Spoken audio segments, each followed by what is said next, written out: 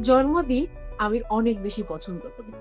অনেকেই বলতে পারে, এত বুড়া বয়সে জন্মদিন কেন উদযাপন করব? আর আমার কাছে মনে হয় আমি যে দিনে পৃথিবীতে এসেছি, সে দিনটা উপভোগ করার মতো। এই কারণে আমি সবসময় জন্মদিন উদযাপন করি আর এবার একটু ভিন্নভাবে উদযাপন করছি। আমার ৩১তম জন্মদিন এবং মাসও ৩১ টা। সো আমি চিন্তা করেছি এই ৩১ দিন আমি নিজেকে খুব সুন্দর, সুন্দর প্রেজেন্ট দিব। যেটা আমি খুব ভালোবাসি। যেমন আজকে আমি নিজেকে উপহার হিসেবে দিয়েছি এই ৩১ টি গোলাপের তোড়া।